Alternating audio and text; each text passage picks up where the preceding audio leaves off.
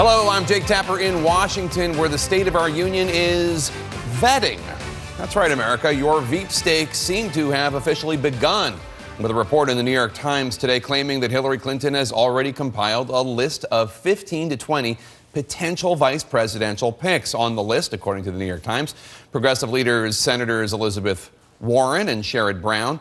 Both senators from the swing Commonwealth of Virginia, Tim Kaine and Mark Warner, are reported options, and other Democratic notables such as HUD Secretary Julian Castro, former Governor Deval Patrick of Massachusetts, and Senators Amy Klobuchar, Bill Nelson, and Cory Booker.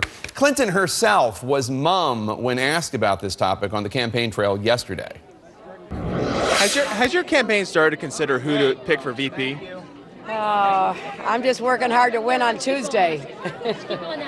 At the very least, it seems to signal that Clinton is ready to move past the primaries, while her opponent, Bernie Sanders, insists that the fight is far from over. And joining me now is Democratic presidential candidate Bernie Sanders, joining me from the great state of Rhode Island. Senator, thanks so much for joining us.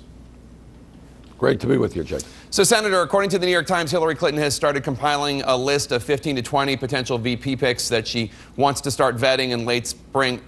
Broadly, regardless of which of the two of you ultimately wins the Democratic nomination, should the other one be first on the VP list? Look, I'm focusing right now on dealing with why the middle class of this country continues to disappear, why we're the only country on earth, Jake, that doesn't provide paid family and medical leave, why we don't guarantee health care to all of our people. I was just in Baltimore yesterday. The level of poverty is unbelievable. We have to rebuild our inner cities.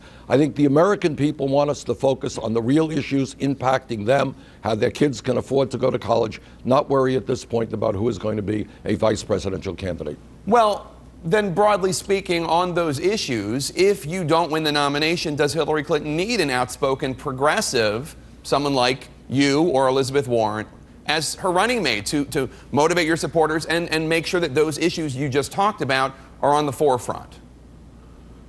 Well, I think that Hillary Clinton or Bernie Sanders or Donald Trump, or whoever the candidates may be, need to start talking to the real issues facing the American people.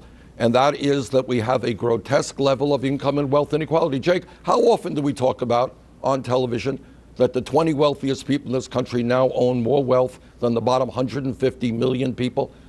That, in fact, we are seeing public school systems, one end of this country, in serious, serious trouble. We are seeing kids graduating college deeply in debt.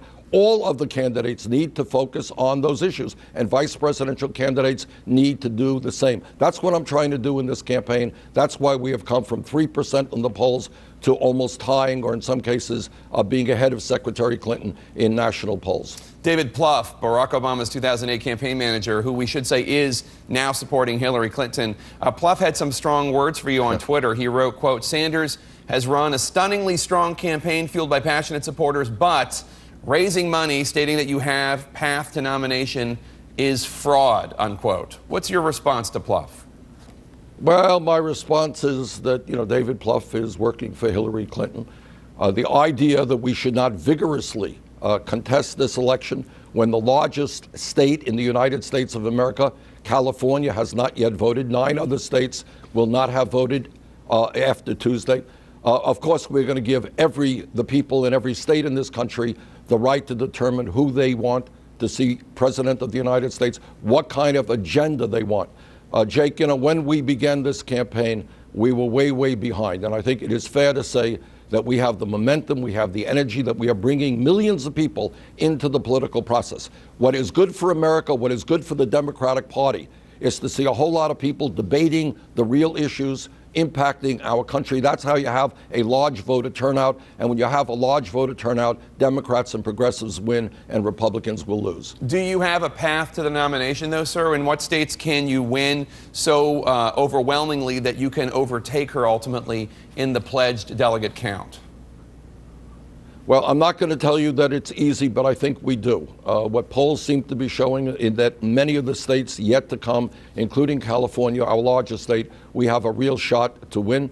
And I think also there are a lot of delegates out there who are looking at the general matchup And what they're seeing in polls is that Bernie Sanders is running a lot stronger against Donald Trump than is Hillary Clinton, because we can appeal to a lot of independents and people, not just Democrats. So I think we do have a path to victory. I think we have come a very, very long way in the last year, and we're going to fight for every last vote until California and the D.C. primary. Senator, President Obama told the BBC today that he does not think the military campaign against ISIS will be completed before he leaves office. There are now around 5,000 U.S. troops fighting ISIS in Iraq and Syria.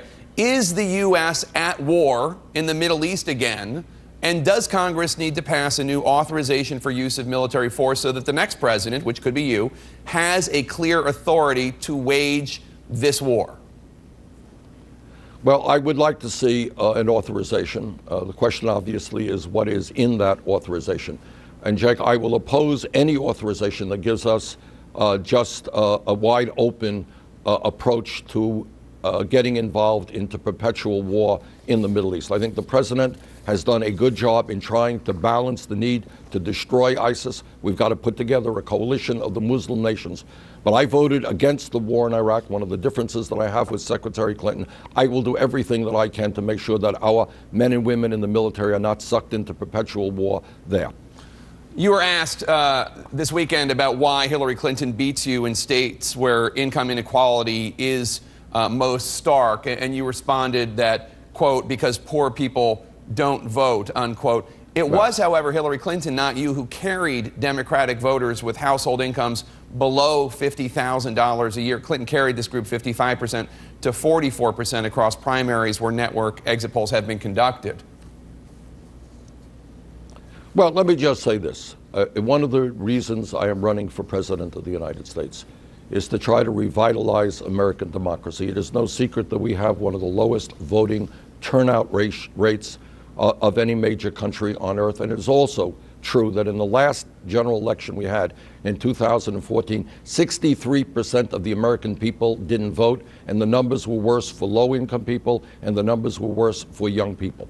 So what we have got to do, Jake, is to not only overturn this disastrous Citizens United Supreme Court decision so that billionaires and super PACs are not able to buy elections.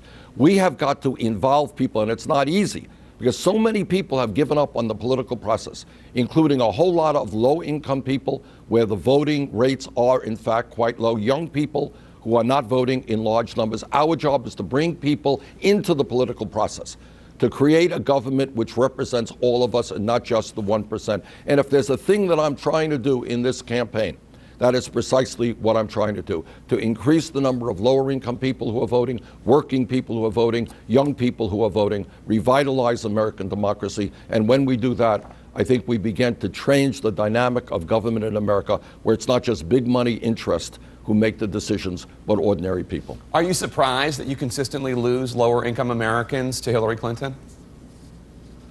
Well, I am surprised at how well we have done in this campaign. You know, Jake, if you and I were talking 11 and a half months ago, you would not have believed that we would be here where we are right now. You would not believe that we have won 16 states at this point, and that we're running very close to Secretary Clinton in general election matchups. And in fact, we're beating Trump by rather large numbers. I'm very proud of the campaign that we have run and the kinds of support that we are getting. There is a lot of concern, as you know, about what kind of damage you or Hillary Clinton might be doing to one another. One of your high-profile surrogates, actress Rosario Dawson, invoked Monica Lewinsky at one of your rallies. Do you think it's appropriate for your surrogates to be talking about Monica Lewinsky on the campaign We trail? have many. Rosario is a great actress, and she's doing a great job for us. And she's been a passionate fighter to see that we increase the voter turnout, that we fight for racial, economic, environmental justice. What our job right now is to contrast our views compared to Secretary Clinton. That's what a campaign is about. My own view is we should break up the large financial institutions on Wall Street. I am opposed to fracking. And by the way, we just won a good victory in New York State the other day. Major fracking program has been killed.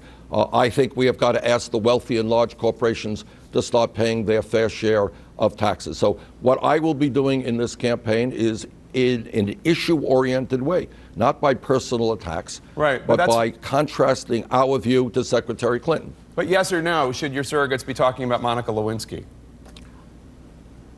I have no idea in what context Rosario was talking about her. I would hope that all of our people focus on the real issues facing working people and the massive level of income and wealth inequality that we have. And by the way, it might be a good idea for all of us, including television networks, to start talking about the planetary crisis of climate change. Because the scientists tell us if we do not transform our energy system away from fossil fuel to energy efficiency and sustainable energy, we should worry about the planet that we're going to be leaving our kids and our grandchildren. Thank you, Senator. Good luck on Tuesday. Thank you, Jake. Coming up, Donald Trump says his family is always asking him to act more presidential. So what do they think of this new, supposedly toned-down Trump we've been seeing?